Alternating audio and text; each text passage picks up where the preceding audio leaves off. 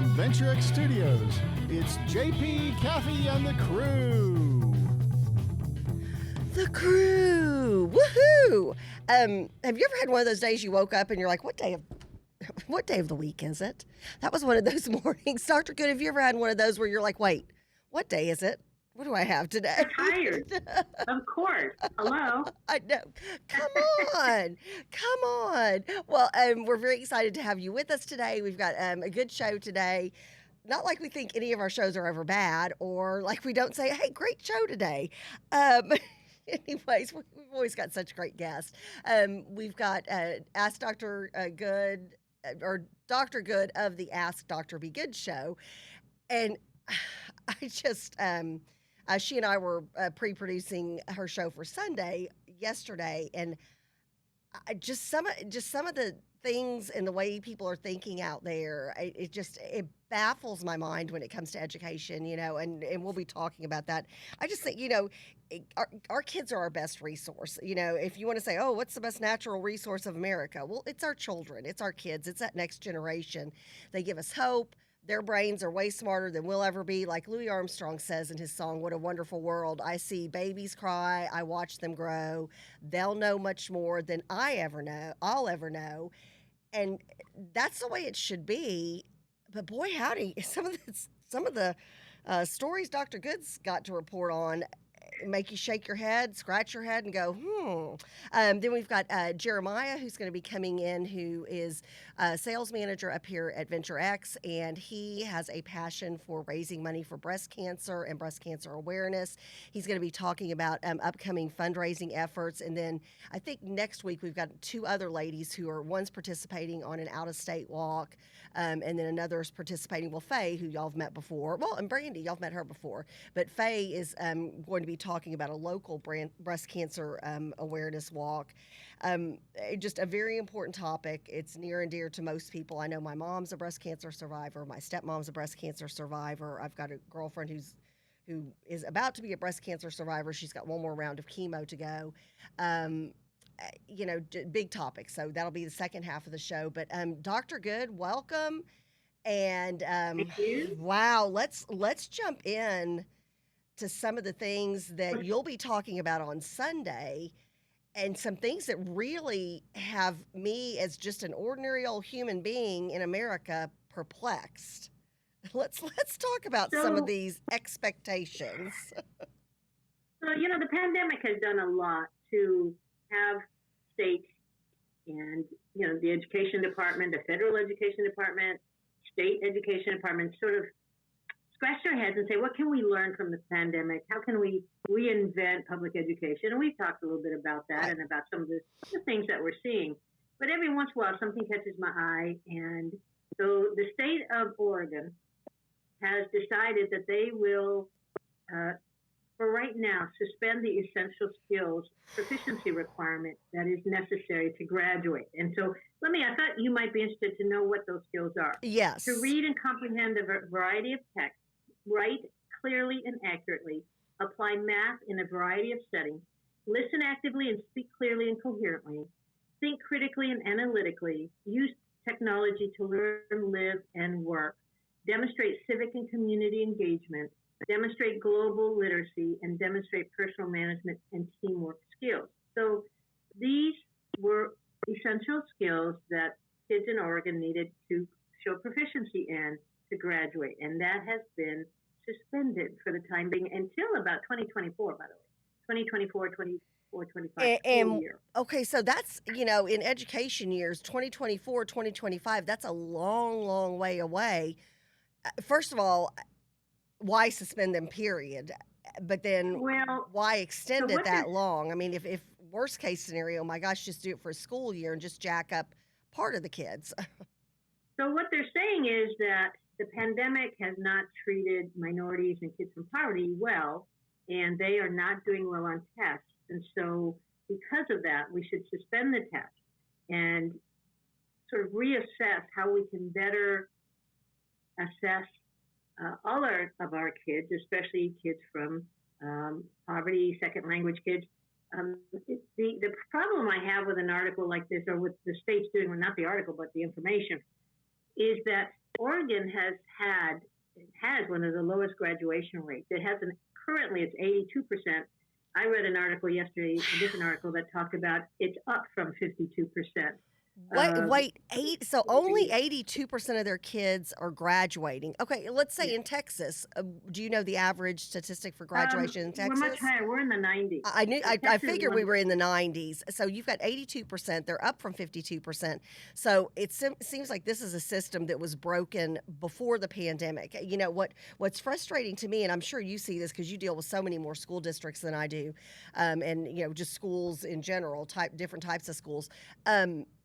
I see some folks trying to say, oh, well, because of the pandemic, we've had this, this, and this. But then if you go back to test scores or if you go back to, you know, truancy, graduation percentages, all this kind of stuff, you can see some of these states were already having issues beforehand. It's just the pandemic has put such a spotlight on it, you can't hide. Remember how we were horrified when I read the fact that last year, 30% of kids didn't pass reading and 40% didn't pass math.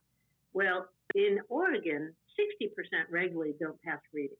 Wow. So they're already starting low.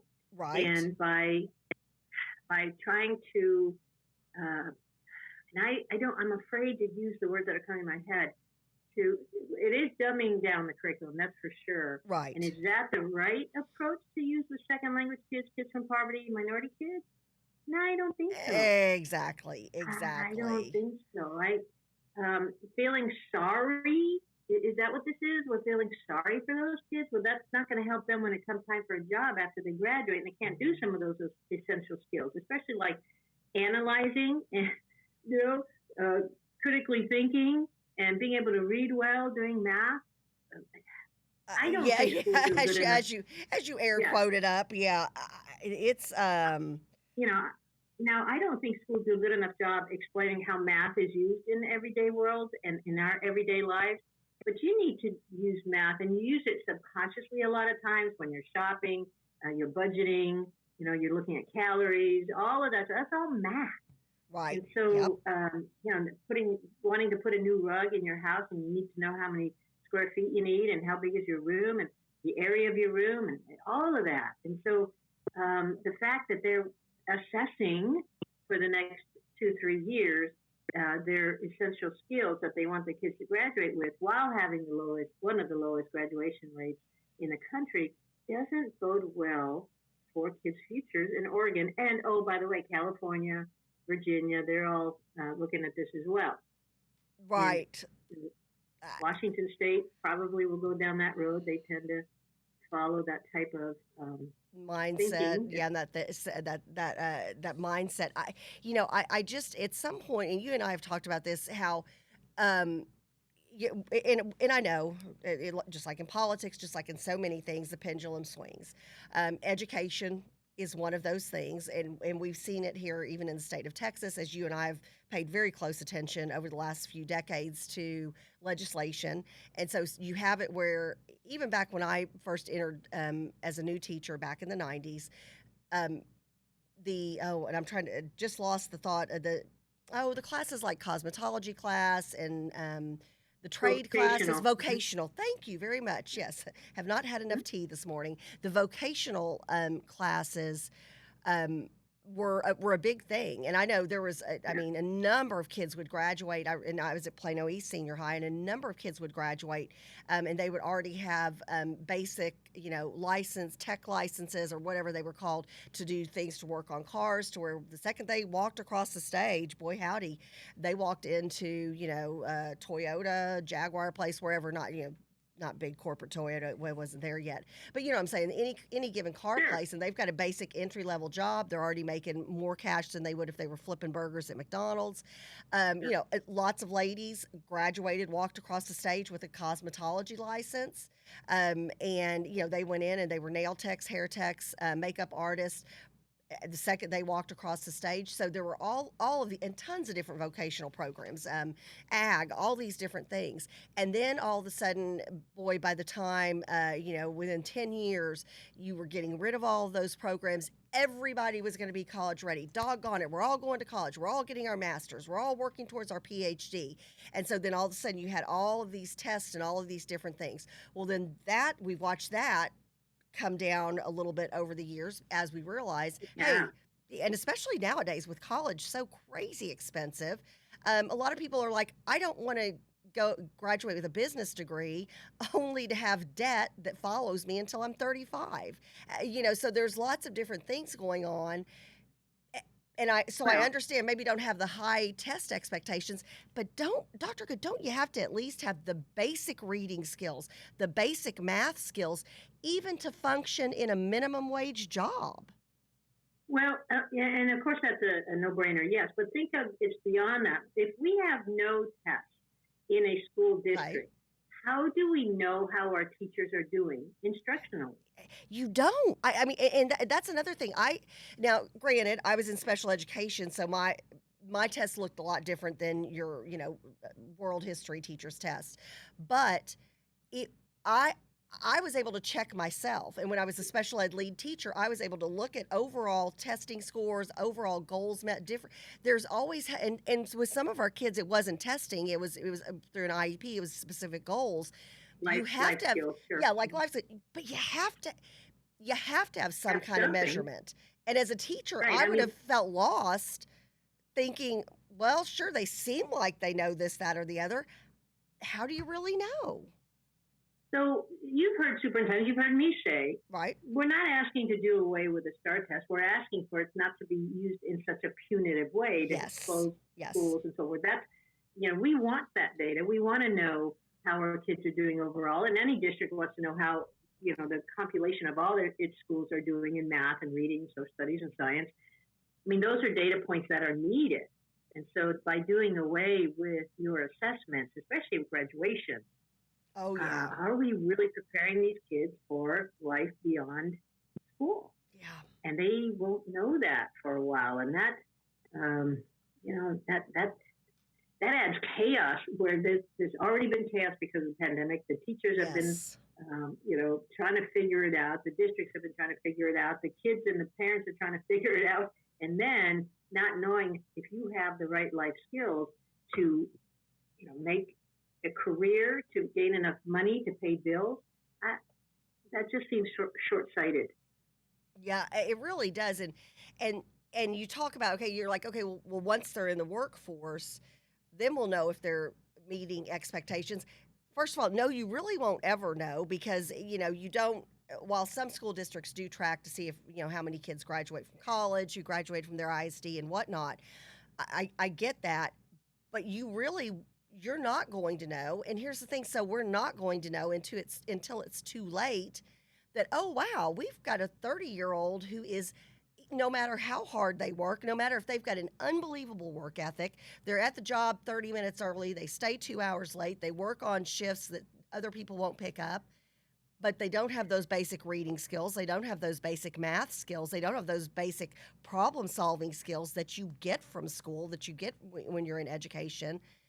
So they're Yeah. stuck. So Texas, that has a lot to change and get better at, but we do things like we track 2 years post high school graduation. Yes. We must know whether those kids went to military, vocational school, or college.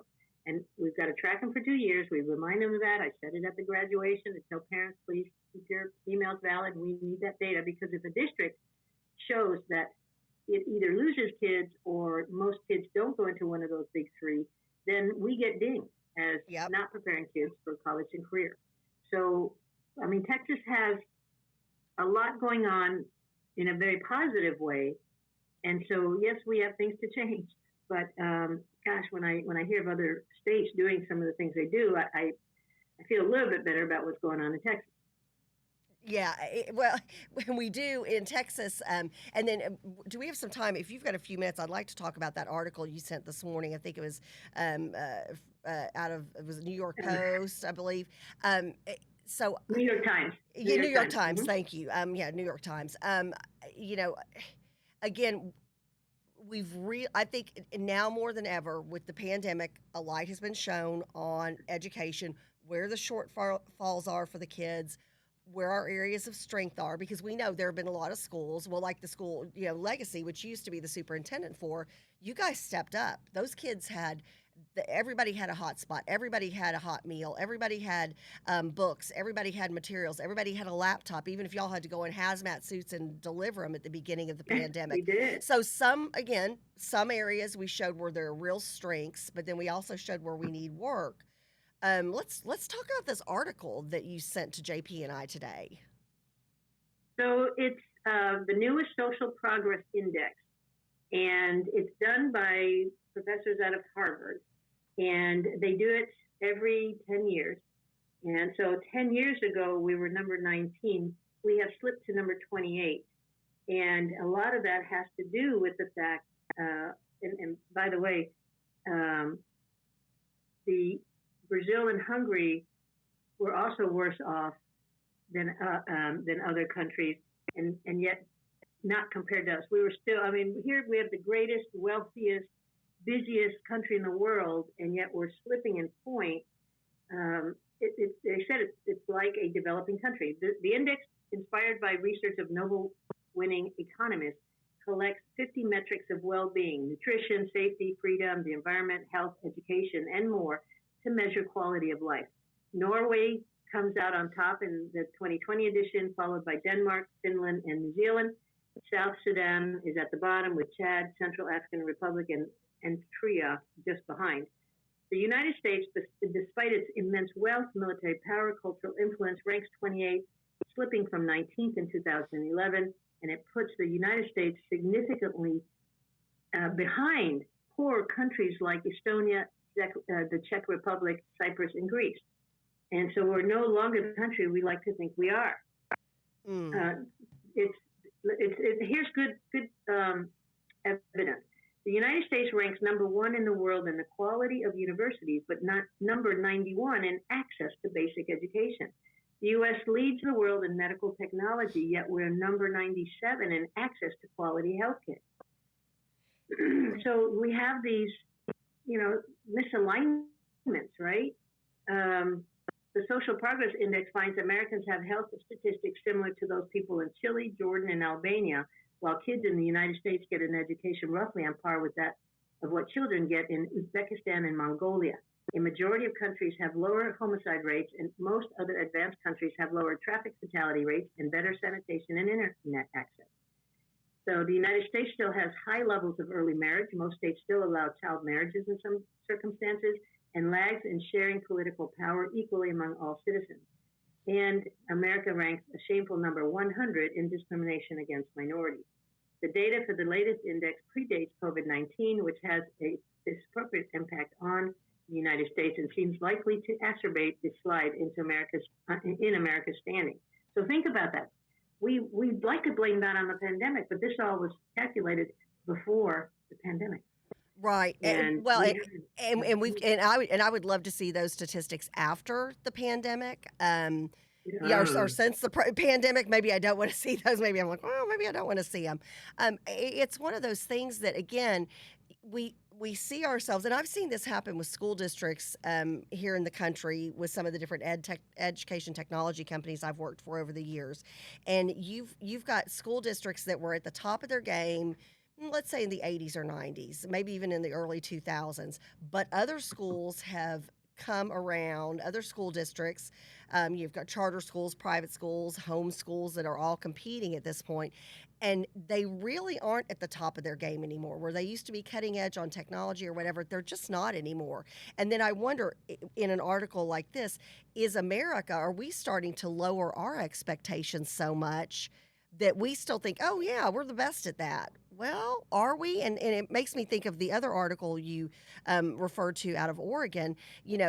So do you have, when you look at other school districts and you look at other states, in our case, if you're comparing state to state, state by state, or in other countries aren't lowering their reading and their basic math expectations for their students. You hear other countries, these kids are still, it's pedal to the metal, and it doesn't matter if there's a pandemic. It doesn't matter what happens. You are studying. You are expected to get a certain, a level of grades and all this kind of stuff. So is it one of those things that we put ourselves in a bubble and we don't realize, kind of like the what is it, the emperor doesn't have any clothes kind of a story, that we think we're all Well, that, and we're not.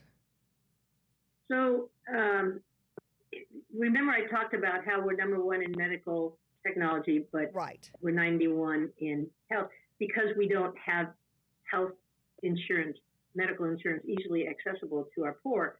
And it says here, one new study suggests that in the United States, symptoms of depression has risen threefold since the pandemic began, and poor mental health is associated with other risk factors for well-being. Now, again, with it being difficult to get health insurance being so expensive, we're not getting the help for those people that are showing, more depression because of the pandemic. So that they're all of these things are threaded together. And if you have hard access for, medical and mental health, then people don't get well quickly, right? Right. So we need to really scary think about stuff. that as a country. We do. I know because of the pandemic, but then even a little bit before that, because I've got a dear friend whose daughter's going to nursing school. We have set ourselves up to have a nursing shortage because we've cut down on how many nurses will take to be, I was about to say patients, how many nurses will take to be students. And in some cases, it's been cut by 75% per class. We already had a shortage. So you just think of all these different areas where we're really going to be hurting. We are going to be hurting even more so, my best educated guess, within the next decade in education, because you've got so many people who have left the field of education during the pandemic or who are not going into that field. Nursing's another one. And you start getting a shortage, a serious shortage on nursing and on teachers. We're in trouble in this country. We really are. I think that from an advocacy standpoint, we need to ask our legislators to start prioritizing based on future needs. And if our future needs are saying that we need more educators and more nurses, then that's where we need to put our time, energy, and funding, right? Yep. And so we need, many times our legislators are a little short-sighted. They are election to election, right?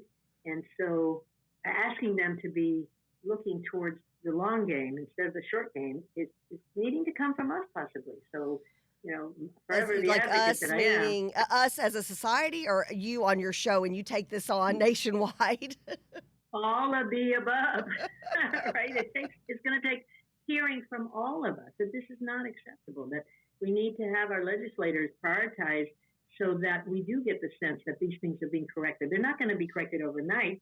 All of these are long-term solutions of paying our teachers more, asking a little bit less of them. And that, I don't mean dumbing down, but the paperwork and the constant testing and really here's what's different about American classrooms versus other countries.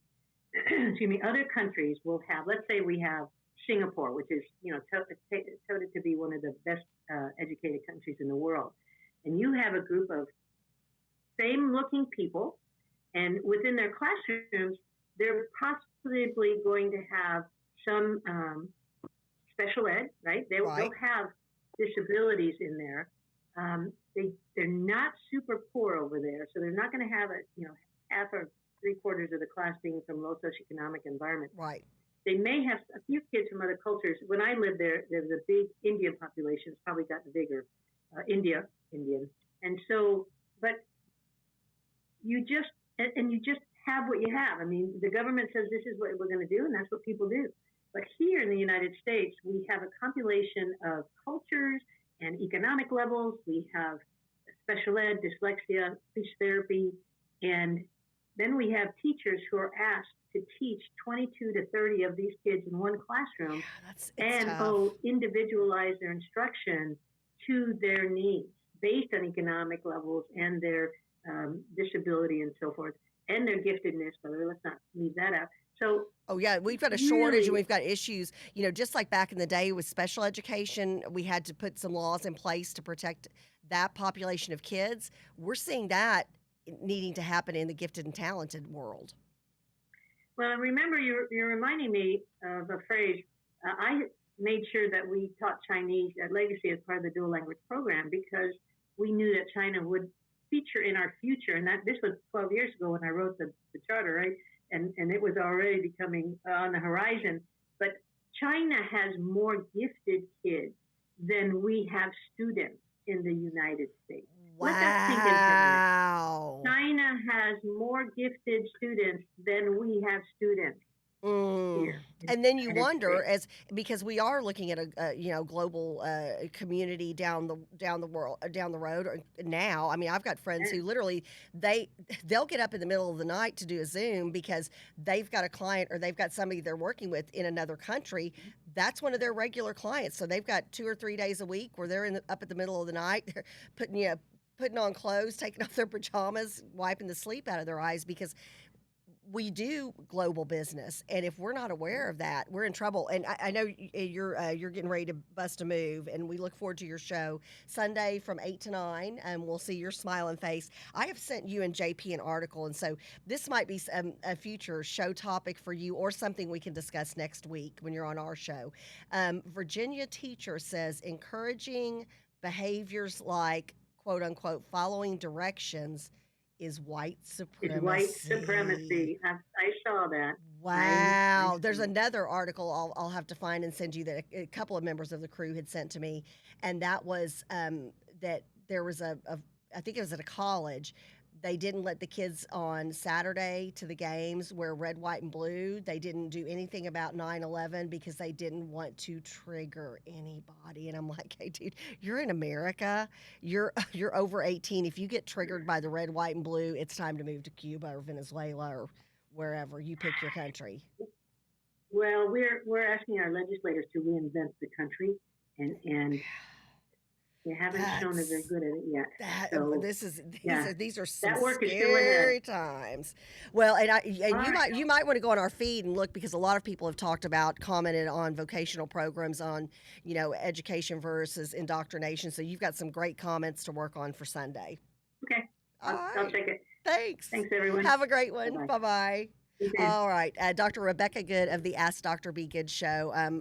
Always fun to have her on. We're talking about education. We're talking about the future. And again, like I said, our greatest resource here in America is our kids. And if you're not focusing on those kids and doing right by them, and I'm sorry, there's a pandemic, I get it, but you can't let education slip. And from some of the statistics she told us this morning, you can't let it slip any further here in the country. We've got to be back up to being, gosh, I least like to think in the top 10. Don't want to be in the bottom 50. So anyways, we are very excited to have with us today Jeremiah Osmond, who is sales manager here at VentureX. I know you're like JP and I, you wear like 9,000 hats. Yeah, that's one of the roles, yes. So tell us about what you do here at VentureX. And then he's got pink on, which I think maybe once have I seen you without a pink shirt.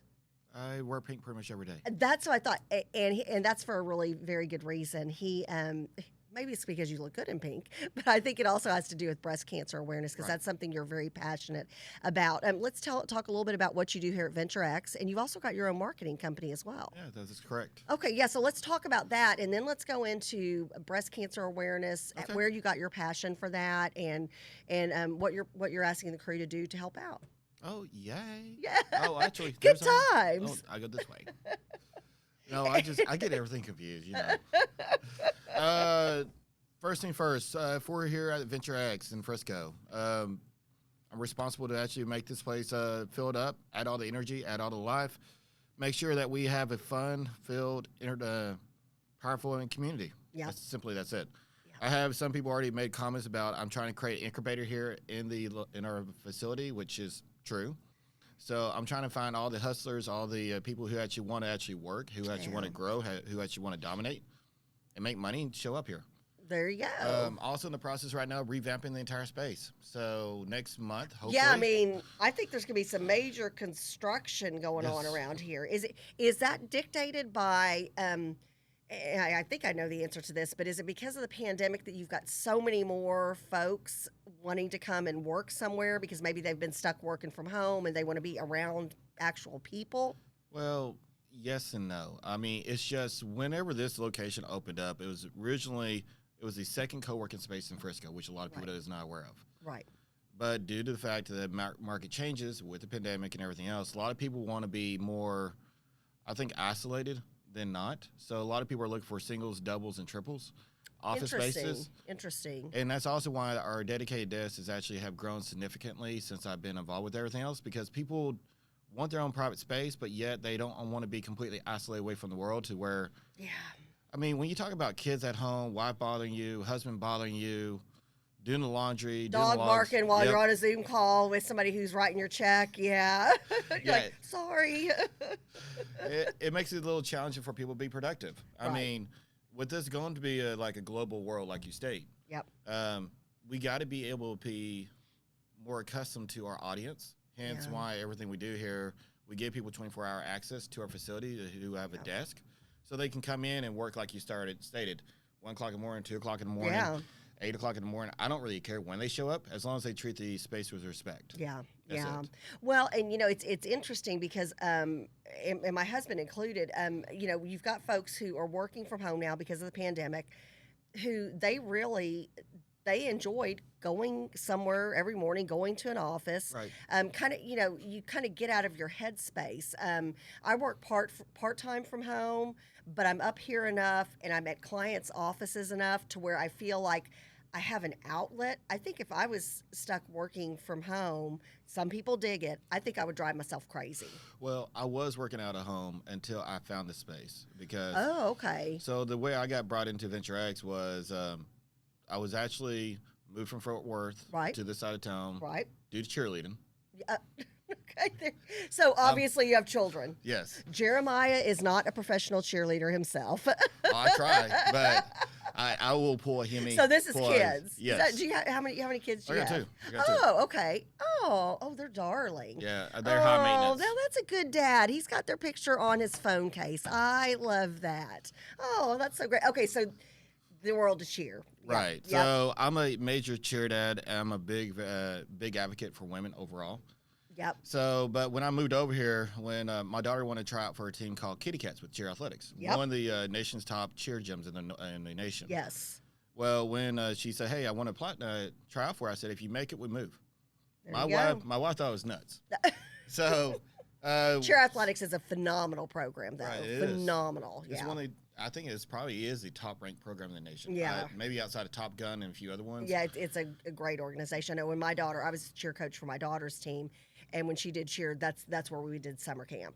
They were just phenomenal. Yeah, I just absolutely adore the owners and everything else. They're amazing. But with that being said, she made it.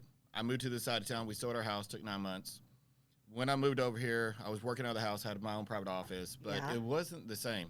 I would work out at Starbucks. I work out everything else, and I'll be just depressed because you need to make calls, but you can't be productive. Yep. I found this place, started officing out of here. My sales doubled, if not triple, because of the fact I found what I consider my dungeon mate.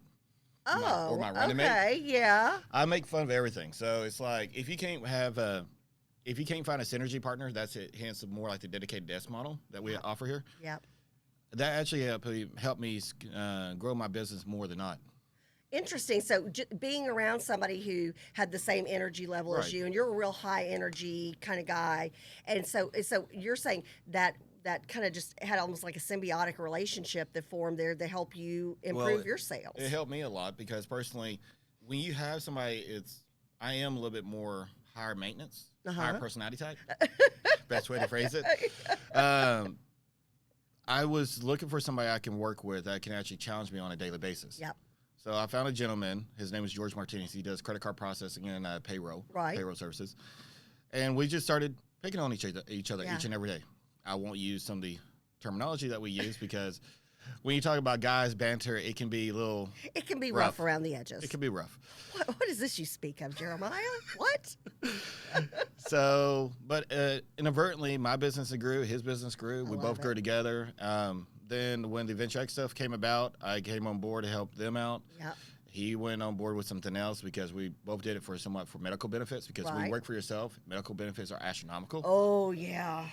Yeah, as a matter of fact, I'd like to bring you in just to have a discussion on that topic because we've got so many people who are small business owners who are members of the crew, and that's always something that people are talking about. Well, and the thing is, I always. know so many insurance brokers, but when you have a family of me, my wife, my two Yeah. kids, Yep.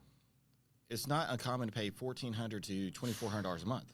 And that's unreal. It's ridiculous. It's like another mortgage payment. Gosh, yeah, it is. And if you do well, you're penalized. Yeah. And if you don't Yep. do well, you get subsidized. Yeah.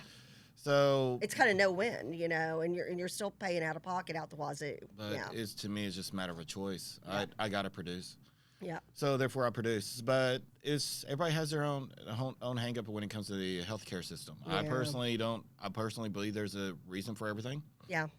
I'm not gonna complain about it. I'm Yeah. blessed, so it's whatever. Yeah. Yeah. But Well, so your company, let's say your actual company that you own is a marketing company. correct. So what kind of marketing do you do? I if people are specialize in the- more in digital in marketing. business work? Oh, okay. Yeah. Like more search engine optimization. We do Okay. websites, we do social media, we do a variety of other things. So y'all help people push their name up for that SEO Correct. optimization kind of to thing. get them on Okay. we work with them and get on first page of Google.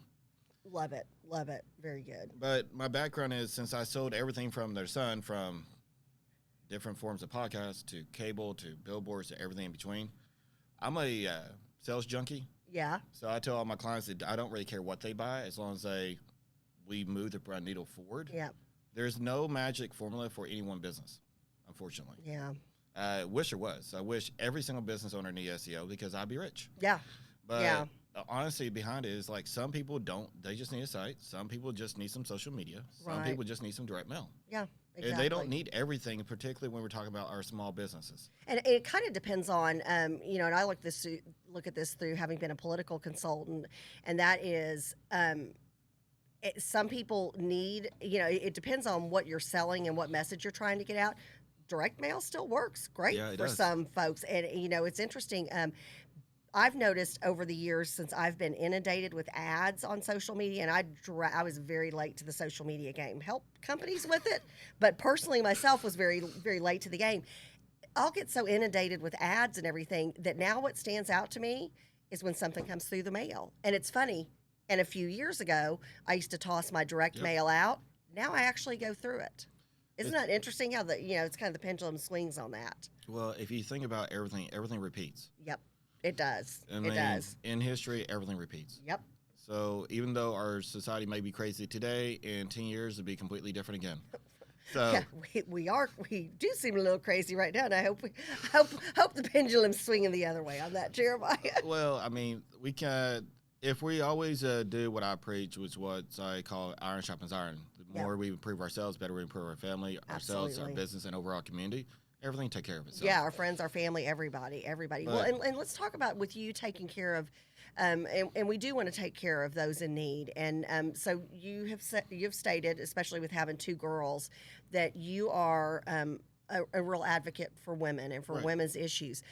Breast cancer, we know October is breast Yeah, I cancer mean, awareness I'm gonna be month, doing a lot of so fundraising events for that. let's talk about that. So how did you get into that? Do you have a family member who was a breast cancer survivor or Well, who I- battled breast cancer? I work with more women than men.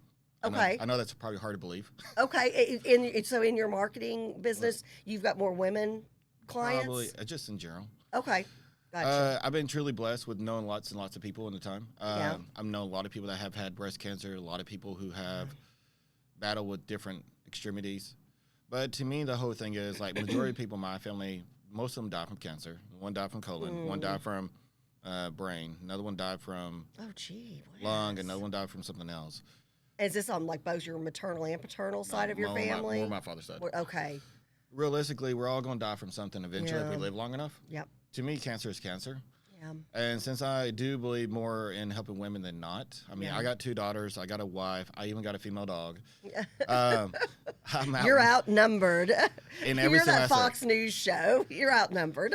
Like if you came to my event last night, I had probably about 8 different women I was working with. Yeah. That came to my event last night. Yeah. And it's like in the office, it was all women except for me, one other guy. Yeah, there you go. So I'm just like, whatever. But recently, in the last 3 years, I've actually known 2 women that gone through vasectomies, and actually probably more than that. At least 2 cancer survivors, 1 or Yeah. 2 that have already perished. Mm. But the whole thing How old were the ones that perished? Younger? young. Yeah, One see, young, one older. God, that's one of the things you think you can't get breast cancer when you're young. Not the case. That's I so know false. I know a young lady that just got diagnosed with double in both breasts. Breasts, yeah. It shows she's going to have bisectomy, and she's not even 40 yet. Yeah, that's tough. I've got a friend who just hit her 50s. She's got in the next 5 or so days, she's got one more round of chemo, Right. and then she will be on the breast cancer survivor side. But it's tough. It's just tough, and it doesn't necessarily. My mom is a breast cancer survivor. Oh my goodness, of like almost 35 years. Good Lord. That's Yeah, amazing. yeah, a long time. And then my stepmom is a breast cancer survivor of. Oh, Dad, help me out. I want to say at least 20 years, I think. But it's one of those things that breast cancer didn't run in either family. You never know. So you've got to get checked. You've got to do self examinations. But then the money has to be there so we can innovate, so we can save more lives. So breast cancer surgery and reconstruction doesn't have to be as aggressive and invasive. So how are you helping with raising money? Do you work for a specific organization? No, I try to help as many as I can. Okay, so you're equal opportunity on helping any of the organizations. Well, I got out there. into initially fundraising for American Cancer Society. Oh, because I okay. do Women Wear Pink. They asked me to do it again this year. Oh, okay. Hence, another reason why I wear a lot Oh of my pink. goodness, I've got to hook you up with Chip Howell, a buddy of ours out of the Temple area. His wife works for Governor Abbott. He does men's calendar. I wonder if they do people out of the Austin area. They do. They wear pink bras and pink balloons in certain places, and he shaves his head and wears pink wigs. And they do a calendar too. So I need to get you hooked up with him. That'd be It's quite right. Oh, entertaining. it's right. You've got a good sense of humor. It's right up your So road. I would actually do that in a heartbeat. But no, I mean, the whole thing is I've been doing American Cancer Society for a couple of years. Okay. This year, I'm actually trying to expand it out to where we're doing Wigs for Cancer. Perfect. I'm trying to hit the National Breast Cancer Association. There's a lot of organizations I've heard about that just need exposure. Yep. And since I am a little more social than most, I don't mind actually advertising a variety of different nonprofits. Hence, over the last year or so with my networking community, I've actually instituted where we do nonprofit fundraising like every other month for various different nonprofits to try to get the word out. Very good. Oh, I like that, especially now during the pandemic because there are so many nonprofits in need. Oh my God, I did not realize how many nonprofits there are in Dallas alone. Oh yeah. And there's more nonprofits that people don't realize that there's franchises. Yeah. Yeah. I mean, it's unreal. Ridiculous. Well, and here's the thing, Jeremiah, there's that great of a need. And even more so with the pandemic, there's more of a need than there ever has been before. But the issue that I have with nonprofits is not the fact that their causes aren't just. The problem I have is they don't treat it like a business. And just like with the uniform I think it business, depends on who your board is, and that's why it's so important when you're. I just became part of a new nonprofit that we're getting ready to start, and I'm on the board, and so you've got very business-minded people. You can be compassionate, but you've got to be business-minded. You got to make a business plan. You've got to have a fundraising plan. You've got you've got to do all of these how many things. they don't do that. Yeah, well, because they get into it, I think, with good intentions, and then if you don't have the right leaders to help you bring it to fruition, then it can falter. And then it's a shame because, again, there are people who need those services desperately. Well, and that's why I call them the idea people. Uh-huh. And they try to execute, but they can go take an idea for very far. There was this gentleman I met. He got all this free press on national TV. Got all these millions of dollars invested into him. And he's like, well, everything 100% go back to Dill. They didn't take care of none of their staff. Yeah. He pushed so hard for 3 years, he got burned out, and the deal crashed. And then he blamed everybody for people not caring about his nonprofit. That's not the case. He didn't treat it like a business. Yeah. But to me, all nonprofits have good intentions. Just a question of how do they execute. But the reason I push breast cancer and on everything else is just I want to support women in their time of need. Yeah. I just came to realize last week, I believe, there's so many nonprofits for women to remove their breasts. Yeah. But there's none for to reconstruct their breasts. The ratio of actually having the surgery, like a lumpectomy or a mastectomy or a bilateral mastectomy, those are there. But then the reconstruction, and especially, like you said, a friend of yours in her 30s. Yeah. When you're extremely young, well, yeah, you've got life to live. You want reconstruction, but you're right. There's There's Not very many. I don't know a single nonprofit. So Interesting. at least not in this area. Well, and Because if somebody does, please put it into one of our social media feeds because there's a great need for that out and there. she's been looking for one because there's Susan G. Komen, American Cancer Society, National Breast Cancer Association. They will all remove. Right. They will help pay for it and everything else, but they won't put it back. Interesting. I was not aware of that. So that's at least what I've been from my research. What Trying I to found. focus on. And it's like, to me, it's like we want to support our women. We want to help our women grow. We want to make sure that women have confidence.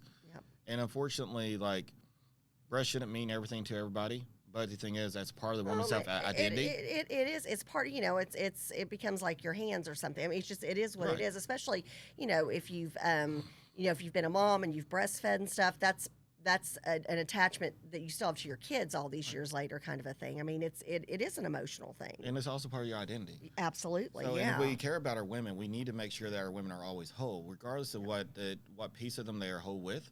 Yep. It does not matter. We need to make sure that they feel at whole. So hence why. And you also mentioned wigs. Yep. That's another thing. Didn't find out until a friend recently I don't know researched. anyone that does that. It's crazy. Do you know how expensive it is to get a good wig? I had no idea. I mean, just there are very good wigs out there that look just like regular hair, but I had no idea how expensive that is. So that's another one of those areas where we need to step up as a society. Well, and that'd be another one of those all kinds of cancer with that. It's just not breast true. cancer, all kinds of cancers. But I don't know another nonprofit that does wigs. Yeah, and if anybody from the crew does, please let Jeremiah and I know. I mean, we'd love to support an organization like that. I think it'd be fun to run a nonprofit fundraising for wigs or for reconstructive surgery. I personally think women need to be stood out for more. I mean, I heard this morning there's a new law that got passed here in Texas about. I won't get into politics this morning, but yeah, we've been kind of non-political this morning. It's shocking.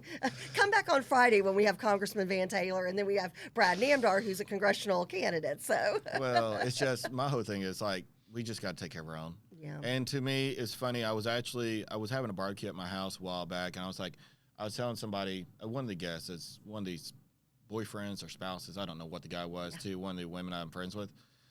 I was talking to her, telling him, yeah, we must take care of our own. He left, and he told her, it's like, well, you might need to watch out with him because he said that, so he cared about his family, not about you. And she's like, what? What? And she just started laughing at him. He's like, what? She's like, you really don't understand what he preaches yet.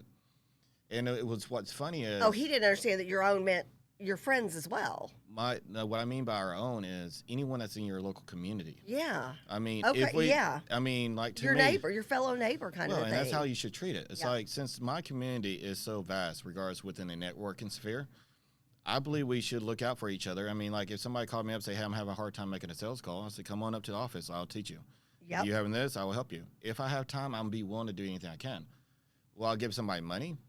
Probably not, but I will help them and give them my time. Yeah, and get them to a good organization that can help them out. We've got Fred, who's a member of the crew.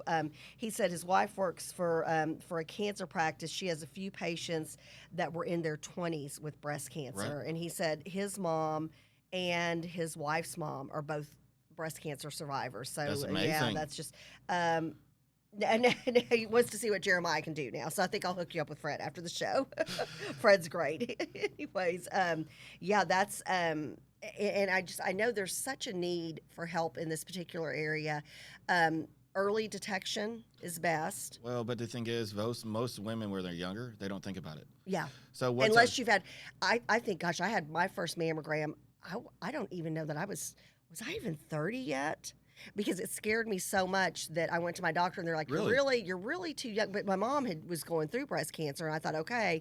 And I wanted to get what they call a baseline. Right. So they would know before I had kids what everything looked like, and then after and all that kind of stuff. So I want to say my first one was before. It was either very late 20s or very early 30s because I started having kids at 32. And that's one of those things but it's not on your radar. When we're in our 20s, you're in college, you're in your 20s having a good time, you're really, and you see it now more than ever, you think you're bulletproof. And I mean, I been there and actually- done that. I actually think quite a things are quite entertaining right now. Oh, But I mean, you have to think about this. It's the same thing with early detection with breast cancer is what I will also say with low T, which is also is a precursor for men to get into cancer as well. yep. But the thing is, Oh, and Fred said, correction, his mom and his mom's mom. oh, okay. So yeah, so that's that generational kind of a Oh, I thing. get it. Yeah, yeah. But the catch behind it is, it's just we got to figure out how to get people to talk more about it. So I mean, when people around me, I'm probably more apt to talk about race, religion, politics, Yeah. money, sex, anything, weight, with anybody, because I believe we should have an intelligent conversation at any point in time. Sometimes Because, people get so emotional and they can't have that conversation Well, about and those that's- topics. and that's why we call them Care Bears. But What? Wait, what's that? No, okay, So- you're gonna have to explain. We need like a Jeremiah dictionary on the show. So, what is a Care Bear? so I believe everybody needs love. Yeah, yeah, I believe everybody needs to be heard. Yep. Now, sometimes do we agree with everybody's point of view? no. And the So- great thing about America, you don't have to. Well, and that's Yeah. and I completely agree. Yeah, But instead of being going beneath or trying to incite or cause problems, yeah, sometimes people just need additional attention, additional love. So, like, there's been people that I don't agree with at all. They were screaming from the rooftops, is how I phrase it, about their views, and I'm like, okay, well, I get it, I respect it. right. I let them voice their opinion. Sometimes I may do a little bit of rebuttal. If they're not open to it, then I move on. Yeah, But instead of actually getting upset and trying to fight with them or argue over something that's somewhat pointless, because that's if they truly believe what they to be true, Yeah. then it must be true to them. right. And instead of that, I just say, well, let's just let them be heard. Let them point their deal. Show them a little bit of love. Yeah. We can learn something from everybody. Yeah, I mean, it's not about who's right and who's wrong anymore. It's Yeah. about a matter of unity. Yeah. Right now, America Boy, we becomes need so that. America becomes so That's divided bad. on so many topics. It's like the other day, somebody was asking about something that is, why would consider that's not socially norm. Yeah, But instead of getting angry about it, I was like, you know what? Tell me your views. And they told me, I was like, actually, I never thought of it that way. yeah. I was like, good point. Okay. Learn something new. Yeah. Instead of me reacting, I yielded and actually Yeah. listened to them, and then I learned something from it. Yep. But that's just the difference of we just got to be more patient in our society. Yeah. But that's why we need to also try to make sure with so many things, with so many rights being trampled right now, Yeah. and like the stuff with, I'm not going to bring it up, we need to take care of our women. Yeah. And we need Yeah. to take care of the girls of our lives, because with me having a wife, 2 daughters, and I know probably over a dozen plus women that have breast cancer, we need to make sure that everyone has at least had the opportunity to get tested, Yeah. and they need to have the opportunity to feel at whole, because 1 out of 8 women does get breast cancer. Yep. In some form, in some form of Yeah, I capacity. mean, it doesn't. Yeah, and when you think, oh, it's well, my family, it doesn't run in my family. Doesn't matter, When we're talking, You could be the first. Exactly. Yeah. And with all the hormones and everything we put in our food nowadays, we don't know what the heck's going to happen tomorrow. I mean, we having people growing Yeah. taller and taller, bigger and bigger than they did back in the 20s. Yeah. Reason is because all the hormones we put in our food, and then people's like, "Oh, that's just Well, you've nature." got two daughters. Girls starting their menstruation cycles way Younger and younger. younger. Every generation is starting that younger, and then again, it activates certain hormones that can set Yes. you up for breast cancer, uterine Correct. cancer, ovarian cancer. We have to be aware of that. Well, and we just really have to just be appreciative. Yeah, yeah. I mean, Love on the ones you have while they're here, and take care of them. Will you come back and let us know when you've got specific fundraisers going well, on and next month- advertise that on the yes, show? I will. Okay, Next month I will be doing quite a few different fundraising events. awesome. I want to do we're going to do a fundraising event here at Venture X on the second Tuesday next month. Oh, very good. I won't have everything going to be pinked out. I'm going to have pink margaritas here. Pink backdrops, I love it. pink balloons, pink everything. Because, Love it. but anyone that comes through, I'm going to say ask everybody bring at least $50 to $100 for donations, just because why not? Yeah, And we're going to be providing free food, free beer. So I want everybody to Love enjoy it. themselves. love it. But on top of that, I like to do like some type of Halloween for breast cancer. I would Yeah. like to do a couple other activities, which I have not found people to work with yet on that event. Yeah, I just think it'd be cool. yeah, And you get everybody to wear pink wigs or pink masks or pink outfits. Yeah. I Oh, think yeah. it'd be hilarious. I've got to introduce you to our buddy Chip. Yeah. But I will tell you, as being a guy walking around with a bunch of pink on, though, it's actually quite funny to see people's reactions. Do people do they stop you and say, "Hey, what's going on?" Or they kind of look at you like, "Okay, he's pink head to toe. What's going on?" Well, like whenever I do the event, everybody just thinks, oh, they say, oh, this is Halloween or breast cancer, whatever. But when I wear pink so much throughout the year, some people's like, so, are you married?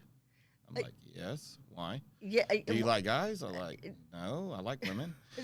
Well, it's I actually think quite people, funny. Well, and you do. I mean, and and now I'm not up here 5 days a week, but honestly, since I've seen you up here, I think maybe one time I saw you in a shirt that was not pink, and it was kind of jarring. So I'm like, was that Jeremiah? Wait a second, No, it's I just have pink on today because But- that's kind of your signature color. Because it can be a conversation starter. It can be a way to talk to people about. To get that conversation about breast cancer going, and and I look at breast cancer, and I know we're running out of time, but with breast cancer, it's kind of like mental health. Back in the day, nobody wanted to talk about these things. You've got to talk about the tough subjects now. We've got to be okay as men and women to talk about it together because it's the two of us that are going to find solutions, problems, or raise the money to have somebody else find those and solutions. I completely agree. And back in the 20s, men were actually labeled as pink when they were boys, Oh, interesting. if I recall correctly. Oh And, yeah, you got. I gotta hear more about that after the show. I mean, it's quite entertaining. I mean, Interesting. the thoughts, what people, the conception around pink, to me, pink is a strong color. Yeah. So Yeah. I don't have no problem wearing it because I'm very confident with everything I do. But the thing is, some people do not know how to take it, as you. Yeah. attest. Yeah. But I try to be as nice and polite as I can everywhere I go. But the thing is, I believe people need to be treated with respect and with integrity. But no, if y'all can help me in promoting some events next month, I'd be blessed. And hopefully I didn't talk too much get some of today. the members of the crew up there. Oh no, this has been great. Because I probably gave you some new terminology that you never thought about. Yeah, all in of your a life. sudden, I'm like, oh yeah. Well, we've already got somebody commenting on Care Bears. They want to know about that. So you're going to need to go on the Facebook feed for JPK Well, it's Broadcasting after this. But my whole thing is I came up with things because there's so many different terminology that is considered negative terms. I'm tired of negative. I Yeah. want things to be more positive. I Yeah. want people to have love and feel appreciated. Yeah. Even as somebody being irate and ridiculous and screaming in a grocery store, they need love. They might need sunflower power. They might need leprechaun power. They might Okay, more terms to find out from Jeremiah. Well, hey, if people want to get in touch with you for your marketing firm, how do they get in touch with you? need. They can reach out to me through my website, Okay. osmentmedia.com, Okay, good deal. or they can find me And up here spell at the tracks. Osmond for us. OZMENT. .com. Okay, Media, media.com. perfect. So I'm sorry. I just like to always have fun because I come up with new terminology to where it has positive meanings because I'm to get Fred tired of says negative. Jeremiahology, so he's already got a name for your terms. So. Well, just wait till you hear the rest of them. I love it. Well, thanks so much for coming on to the show I'm today. honored. Yeah. So again, as we get ready to kick off Breast Cancer Awareness Month, this is a topic that's near and dear to so many people. More people than and I think because of social media, more people are apt to share their journeys nowadays than they were, say, back 20 years ago. So if you are wanting to help, you said a week from Tuesday is going to be a breast cancer fundraiser, a pink out. It's going to be on the second Tuesday next month. It'll be up here at Oh. Mid-Tracks. Oh, gotcha. So what date? Well, what date would that be? Let's make sure we get this on the calendar. So the 12th, It October the 12th. should be. All right. So October the 12th. Come Yep. on up here. What time will that be? Like 5? 5:30 to 8. Perfect. 5:30 to 8. Free food, free beer, pink out. Everybody wear pink. Who knows what Jeremiah is going to have on? We will find out. We will take a picture and put that on the show. But just make sure you get out there and help folks out. Like you said, you just help your fellow man. Just help those people in your I community. mean, well, if you can, why not? Yeah, exactly. If you can donate money, time, whatever it is, items, whatever it is, whatever the cause is, it's the right thing to do, and especially now during this pandemic, I think we need each other more than ever. We've gotten away from that, and I think we need to come I back agree. to it. So, well, thank you so much, Jeremiah you. Osmond, for your time today, and that's osmentmedia.com. And to the crew, y'all have a blessed week. We've got the lawyer show tomorrow, and then we'll be back on Friday morning. Then This Pink Cloud, Brian Cuban will be here on This Pink Cloud on Friday. So, real excited. I think he's talking about his second book now. So, very excited about that. Y'all have a blessed day. We'll see you soon. Mwah.